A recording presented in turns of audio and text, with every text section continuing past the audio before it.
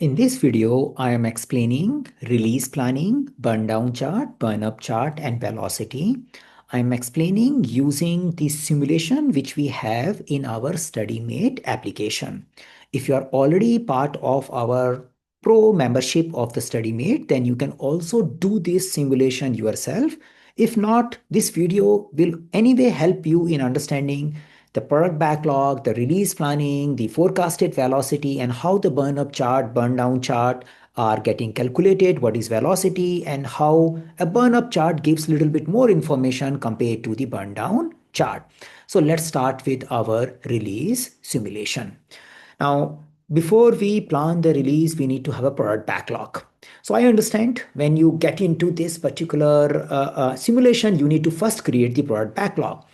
But it can little bit time consuming. So if you want to go fast, I also give you an option where you can load default backlog. You can say, I just want to get a template of it.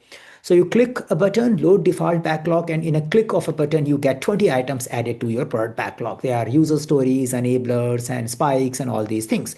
Now, if you are little bit detailed person, you can check these user stories. If you want, you can change them, you can add the your product backlog item. But here I'm showing that each item has an ID description and has a story point assigned, and there is a priority. The two items can have the same priority also, but it is more or less like an ordered list here. And we are using types, like story, spike, enabler, defect, bug. And then there is a status which will get automatically updated. As soon as the item get planned in a release, it will also show a release and sprint allocation. So we start with our product backlog. Now we create a release, your first release. You click and say, okay, I want to plan a release 1.1, and I can say that MVP to test adaption, for example. Now, we defined it like a release goal and release title. When we are doing release planning, we also need to have a forecasted velocity. Number of story point we are anticipating our team will finish per iteration. Now, it could be a little bit plus minus for each sprint, but we start with understanding so that forecasting can be made based on if we want to do 100 story point works, how many sprints are needed. That forecast can come based on estimated velocity. So for this purpose of a simulation, I'm putting the forecasted velocity as 15. Yeah, so I think that's a good enough to give us a sufficient amount of visualization. Now here we are saying how many sprints you want to plan upfront. Yeah, you can have 5, 6, 7 sprints in your release, but not necessarily all sprints you will plan upfront. You may plan only 2 or 3 and remaining remains open, and you may plan as you go along. But here I am just simulating and I'm saying, I will plan 4 sprints and I will only have a 4 sprints also in my release that I will see. Yeah. So I'm just creating 4 sprints based release plan. So I create a release. Now, as of now, what I have done, I have created the header part of the release, nothing else. Yeah. So I know that I'm planning a release with the goal of an MVP, and I have a 15 story point as a forecasted velocity. I want to plan 4 sprints. But what all items will go into that release is yet to be identified. So I know I have a product backlog which has a 20 items, yeah, and I have a, as of now, release backlog which has nothing. So I need to pull the items from a product backlog to a release backlog. So it's like that we are identifying some of the items which are there in the product backlog that they should be a part of our first release. So here I keep showing, you are taking X 6 number of stories, and as of now you have a 34 as a size of your release. I can say I take more, 37, then I take little more, 845, 45 is here. So I want to be little easy to calculate kind of a size so that I can really show you how it is things and how things are working. So let me take a 55 story points. Yeah. So 55 story points I am planning. And I'm saying, yes, I could do up to 60, but I'm planning 55 story points. And on average, we will have 15 story point as a guidance, but we will see the burndown chart, burnup chart based on 55 story point as a overall scope. So I can say, yes, I'm finalizing the release scope. Now here I see all the work items which I have selected up to 55 story points are available to me. They are unassigned items. Yeah. And now I need to assign them to a sprints. why these are 4 box? Because I plan to plan 4 sprints in advance. Yeah, that's why we have a 4 boxes here. So I can say, okay, this story I want to take in a first sprint, then it will get added here. This story I also want to take in a first sprint. Maybe this I want to do in a second sprint. This may also maybe goes into fourth sprint. So I can plan. Yeah, here I'm not doing that intelligently, but we should be planning. Now here, as soon as I cross 15, yeah, so 15 is our forecasted velocity, 16 is our allocated story point. So it is showing, you are going a little bit ahead of your capacity. So sometime in a release planning, we also call it forecasted velocity versus loaded story points. So right now the loading is more than the forecasted capacity of our first iteration. But we understand story points are not absolute numbers. So there could be some amount of plus minus, which could be okay. Yeah, we don't have to be always strictly adhering to the number of story points we have forecasted for a given iteration. So I can say, okay, I'm taking a little bit more, and I can take this to S3, and I can take this to also S3, and I can take this to S4. Yeah. So more or less, this is something we are planning. In a first iteration, we are planning 16 story point to finish, and sprint 2, 13, sprint 3, 13, sprint 4, 13. Yeah. So now, till now, what we have done is we have finalized our release. I can say save my release. Now, this is something as a learning, I can also go back and see that what is the product backlog situation right now. So product backlog shows me which all items are planned to a given release and given sprint. There are items which are not planned for a release and sprint. They are shown there. So we understand the product backlog is a backlog of whatever we want to build in a product. And release is not a separate artifact. Release backlog is a subset of product backlog. You can say, you can also filter that what are the items which are part of the release, what are the items which are not part of the release. When you are doing this simulation, if you are new to Agile or you want to learn it well, spend some time, go step by step, take very critically a view of what is happening in the simulation. Now I move forward, I says, okay, this is all good. I can see I am good with the scope. I am not changing anything. I am good with here also. I'm not changing anything. I says, okay, save. This is something I will do. And now I am starting the release. Yeah. Starting the release is a simulation where we will simulate how do we execute each iteration. And we also see the impact of that execution on a burn up, burn down, and velocity chart. Yeah. So we start the release.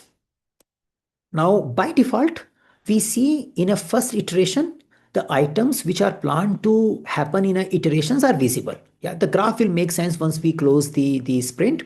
But I can definitely unassign. There is a possibility that something I want to do later, yeah, now, or I can remove the whole item from the release itself, and or I can add a product backlog item into the release, or I can add directly a new product backlog item and add it in a product backlog as well as in a release in a current sprint. So all these options are open. They are you can play with them. So as of now, I'm keeping it simple. Yeah, first iteration, I can start, it will show in progress, then I will move it to a done. I can directly mark it done also. Yeah. In a sprint, you will run multiple days, you will do a daily stand up and all those things. And finally the story will get marked done. Here we are taking sprint as a one unit. Yeah. Like something happening there. So hopefully you understand that we are not going into sprint planning and sprint execution. We are just simulating how the impact of sprint closure will happen, will be on a release level matrices and tracking. So I can say, okay, first story mark done, and maybe I can mark this story also done, and I can keep this story open. I can say this is what we could do. Yeah. So now for the simulation purpose, I need to close the sprint. Then my graphs and other things will make good sense. So I say close. Yeah. Now, once I close the sprint, what I see here is the second sprint gets started quickly. Yeah, that's a little thing. So we are already in a second sprint, and the Kanban board will get populated as per second sprint plan. The first sprint information is visible. Your total scope remains as it is, 55 story points. You are approaching towards the total scope. Yeah, so that's there. And your velocity was 13. You are more or less good as per the Burndown chart, because you had a 55 story points as a total, and you had a 4 iterations, yeah, 4 sprints. So you are showing good progress till here. Yeah, that was our first iteration or a first sprint execution. Now we are in a second sprint. So let's try to do something interesting here. Yeah, maybe I tell I want to remove this story from the release itself. Yeah, we want to say that remove it. Yeah. So we are putting it back into the product backlog. So remove from the release entirely. So I'm removing the search functionality. Yeah. So this I did. So any scope adjustment I want to do first, and then I will mark these two stories to done. And I can say, okay, these two stories are done. Yeah. So what we did, we removed one functionality of 5 story point from the release itself, and then we made a 5 pointer and 3 pointer stories done. Yeah, this is something we did. Yeah. So let's close the sprint. Now here we need to visualize these charts little carefully. So our velocity is 8.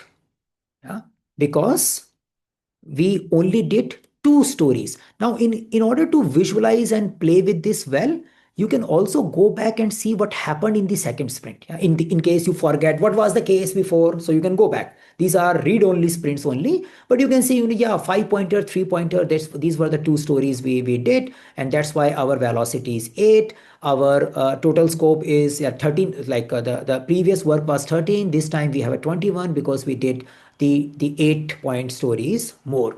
We also show that total scope was 55 before. Now it has been reduced to 50. So this is the special thing in a burn-up chart. You also have a line which shows a total scope. Now with this, you have a 21 completed and now new scope is 50. So you know that 29 story point work is left. That is something visible in your Burndown chart. So Burndown chart is saying that you have a 29 story point work left. So Burndown chart is not showing the scope fluctuation by default. It is just showing, this much story point work is still left for you. Now here you also see your velocity numbers. Yeah, so you can further experiment with your iteration 3. So I go to my sprint 3. Now before I do execution, I also want to play some scope change roles. So in a second iteration, we removed the 5 story points, yeah, and we saw the impact of it. What if we add more items in the third iteration? Now we can add items from the product backlog which were not part of the release, or we can add a new item at all. Both way it is same.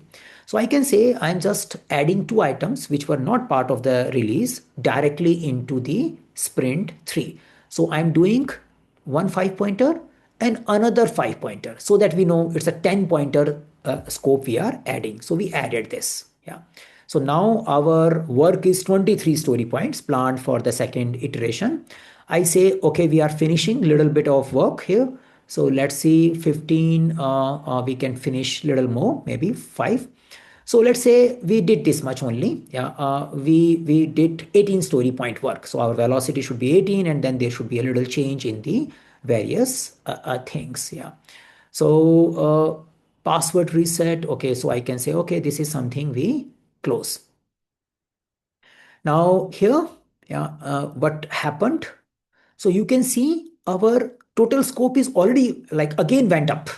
Yeah, now it went up to 60 because initially we were 55, then we became 50. Now we added 10 more story points after third iteration. So we are at 60. Yeah, that's the important element to see. And we also see now, because it's a 60 and we have done 39. So we have a 21 story point left. So here we can also see the Burndown chart will show 21 story point left. And we also see a velocity is 18. Yeah, so this is how we can see it. Now I'm in a final sprint. These are the pending work which we had in a release, but we never did it. So I can pull them to a sprint. Yeah, here. And just for keeping the life simple, I can finish the whole scope, yeah, in case I want to do. So I can finish all the 21 story points and say this release is over. In a real world, it depends how we are doing the work. But first time I want to play the simulation without much of the problem so that you can start understanding it. Then you can play more what if scenarios as you go into details. To remember, don't close the final sprint, close the release. Yeah? Because as soon as you close the final sprint, it will add another sprint. Yeah. So close the release so that the whole simulation for the release gets closed. So I click button here and I say, yes, I want to close the sprint, and I know it will remain read only afterwards and it will remain visible for my study.